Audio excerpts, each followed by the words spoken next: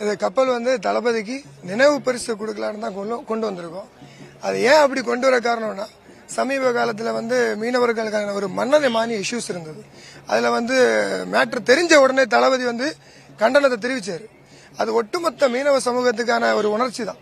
ஏன்னா எந்த ஒரு சூழ்நிலையிலையும் மீனவர் கூடயும் நிற்பேன்ற ஒரு அடையாளம் தான் நாங்கள் மீனவர்கள் பார்க்குறோம். அதுக்காக தான் நம்ம வந்து இந்த நினைவு பரிசா தளபதிக்கு இதை கொண்டு வந்தோம். கொடுக்க முடியுமான்னு தெரியல, ட்ரை பண்ணிட்டு இருக்கோம். நாங்கள் வந்து கன்னியாகுமரி மேற்கு மாவட்டத்திலிருந்து வந்திருக்கோம்.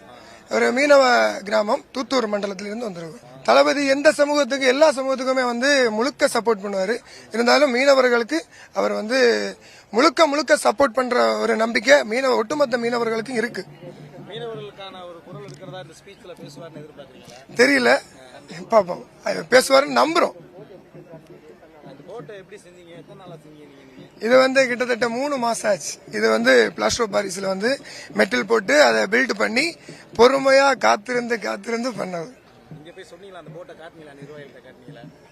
சொல்லியிருக்கோம். கிரௌடு நம்ம பார்த்துட்டு இருக்கோம்.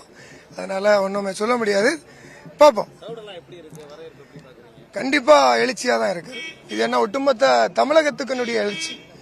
இது இன்னும் வந்து அதிகரிச்சுட்டு தான் இருக்கும். ஏன்னா தமிழகத்தில் அரசியல் மாற்றம் கண்டிப்பா வரணும்ன்றது எல்லா மக்களுக்குமே ஒரு முன்னுதாரணமாக இருக்குது. அது தளபதி வர்றாருன்னா கண்டிப்பா ஒட்டுமொத்த தமிழகம் தளபதிக்கு வந்து சப்போர்ட் பண்ணும். அதனுடைய எழுச்சி தான் நம்ம இப்ப பார்த்துட்டு இருக்கிறது. தளபதி வந்து தொண்டர்களை வந்து ரசிகர்களை வந்து இப்பதான் எங்களுக்கு தெரியுது அவர் அரசியல் பயணத்துல தான் கொண்டு வந்திருக்காரு.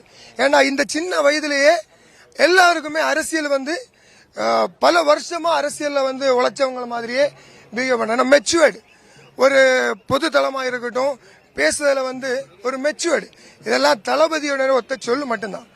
எந்த தலைவரா இருந்தாலும் அவதூறு பேசக்கூடாது. நம்ம வேலை அது கிடையாது, மக்கள் பணி.